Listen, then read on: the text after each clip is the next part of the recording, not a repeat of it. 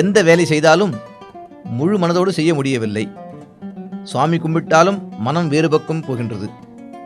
என் மனம் அமைதி பெற, எதிலும் மனப்பூர்வமாக ஈடுபட ஒரு நல் வழி, எளிய ஸ்லோகம் சொல்லுங்கள்.